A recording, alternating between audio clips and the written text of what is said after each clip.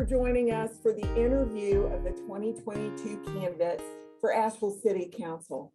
I'm Cramer, President and CEO of the Asheville Chamber, and I'm joined by one of our great public policy volunteers, Greg Burnette of First Citizens Bank. This interview will be with candidate Andrew Fletcher. All interviews will be posted to the Chamber's website at ashevillechamber.org/2022 elections. Andrew, thank you for joining us. It's my pleasure. Thank you for having me. I'm going to jump right into the first question. By 2040, our metropolitan statistical area is expected to have added almost 100,000 people. What do you think is the top priority for how the city should manage that growth? Well, First, I want to say I know what the metropolitan statistical area is. It's a several county area group. So Asheville is one piece of that. So a big portion of what our approach needs to be is engaging in regionalism, which is that Asheville cannot do this on our own. And in fact, if we don't do things here in Asheville, it's going to really negatively affect these other places too around us.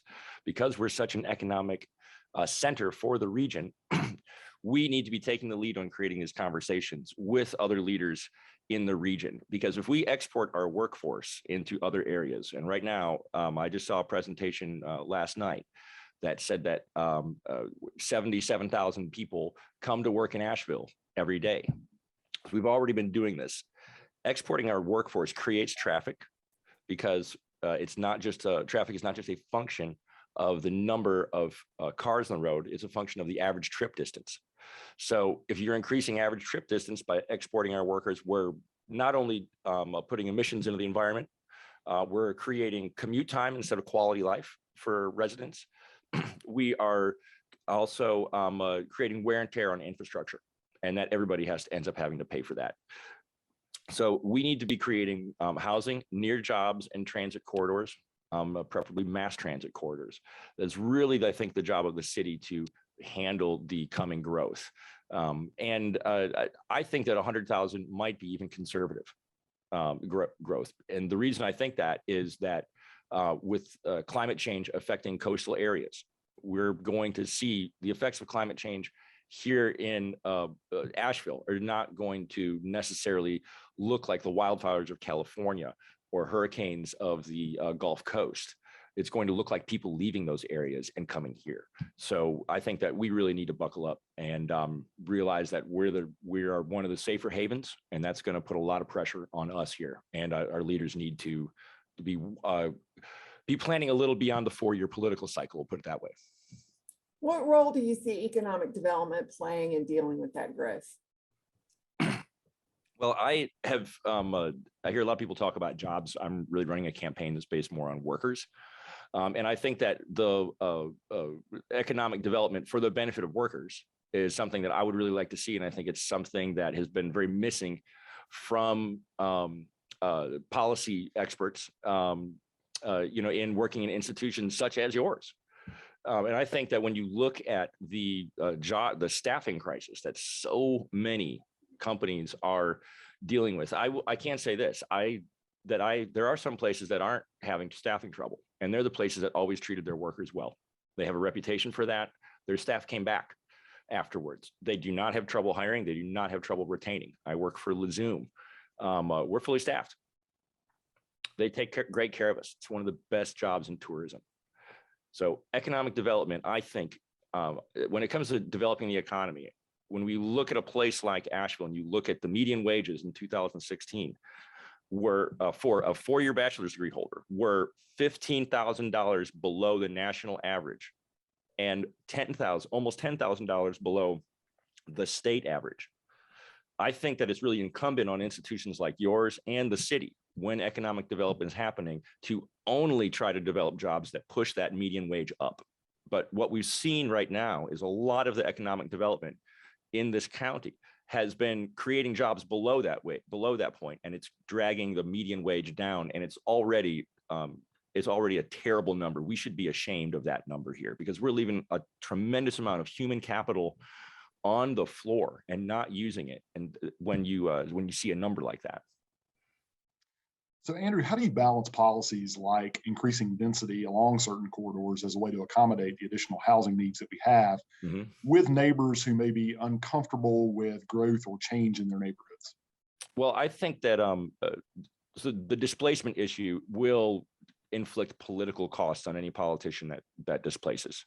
I think that's true. However, you can look at a situation like the two Charlotte Street developments, 101 Charlotte Street and across the street, I believe it was 130. One is demolishing 35 units of naturally occurring affordable housing. I met with some of the folks who live there, and that rallied the neighborhood very powerfully against that.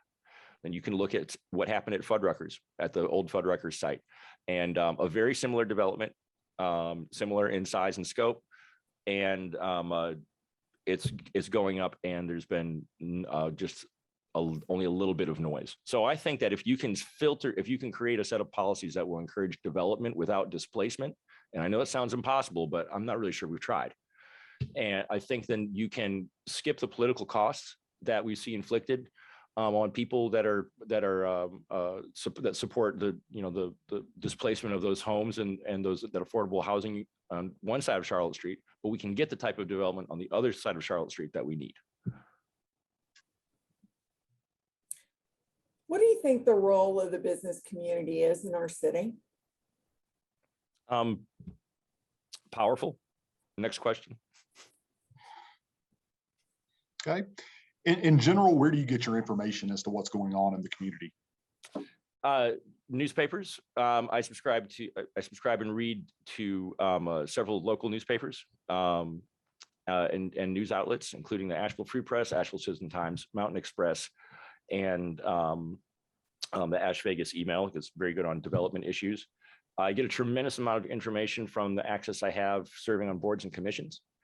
And I get a lot just from being someone who walks and talks throughout the city a lot. So I get a lot of good grapevine from just talking to the interesting people that I run into throughout the day. If you become a member of council, what will you do to reach out to the business community to give them a voice? I didn't realize you guys were missing a voice already. You guys seem to be well heard in council chambers already. I'm trying to balance some things out and bring a voice to working people that have really been cut out. Nobody's really been talking about working people's issues, looking at how policies affect working people. So when I'm talking about exporting our workforce, that seems to be something that a lot of our leaders are just fine with right now. And it's creating incredible cost on business leaders. So if you guys want to keep wages down from the business community, and I want wages to go up as someone who's advocating for workers, the best way we can do that is by trying to minimize costs for workers by building housing where they're going to work. What's your stance on the issues that are affecting downtown businesses such as camping and panhandling? These, I think, are byproducts of tourism.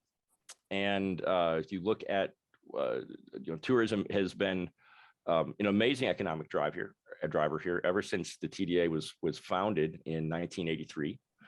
But I think that we have cared so much about creating an experience for tourists that we forget that the experience for people walking around and living in this city has really been largely ignored. We've been trying to create a Disneyland for people who don't live and vote here. And while I work in tourism, I'm very cognizant that I want it to be known, I do not work for tourism. I know as an economics major, I know what the issues are from the 30,000-foot view, but I also working at the ground floor in the trenches of tourism at Lezoom. I see a lot of bachelorette parties in front of me every single week. I know that the bachelorette party does not care about Asheville like I care about Asheville. When we're pushing people out for tourists, the people who then want to come and get money out of those pockets of tourists are people like panhandlers, people who look at their life and say, this is the best option I have, to go up and ask a wealthy tourist for $1. So I think that we really need to restore Asheville as a place for locals and be locals first if we're going to have people with ownership and equity and some skin in the game as far as keeping Asheville beautiful instead of just treating it like a place that other people can come and use. What do you consider the city council's role in maintaining public safety? I think they have a prime role in public safety. And I also think that historically they've funded short-term solutions and band-aids to a lot of what ails us.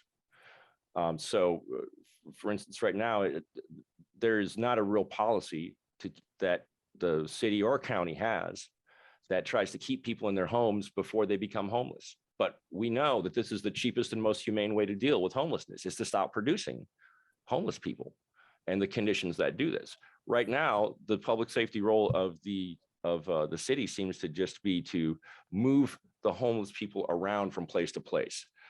I don't think that's fair to the people experiencing homelessness. I don't think it's fair to the neighbors in the neighborhoods that are experiencing the issues as well.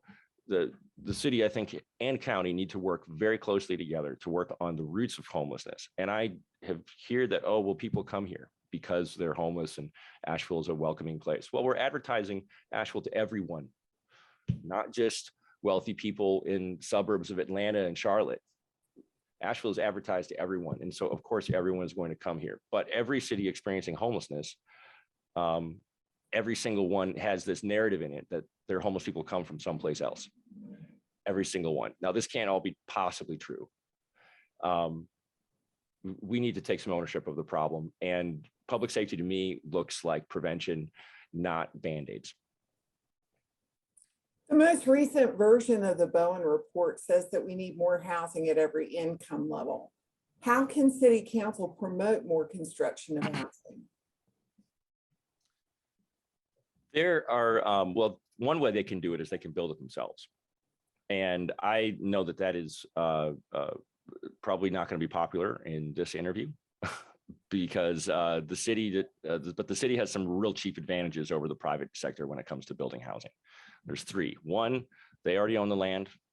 Two, they can get a better interest rate on loans than any private developer can. And three, they have no profit incentive. You put those three things together and they should be able to build housing way cheaper than any private developer can. So that is an approach that I think that we really need to be taking with housing that we previously have not. There are some really good models out there to do so in a way that breaks even for the city so that they can replicate the process and do it again. And so that's really what I would like to see. So Andrew, in 1 minute or less, what sets you apart as a candidate? Well, as a member of the working class, I'm an independent because I feel that both parties have abandoned the working class in my entire life. I'm 39 years old.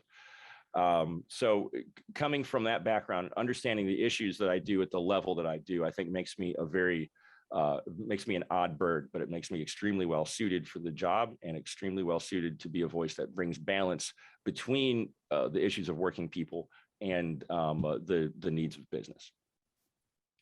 Well, Andrew, thank you for being with us today. As a reminder, you can find interviews of other candidates at ashevillechamber.org/2022 elections. And please be sure to vote in the primary on Tuesday, May 17th. So Andrew, thank you for spending time with us today. Absolutely. Thank you, guys. Thanks for your time. Cheers.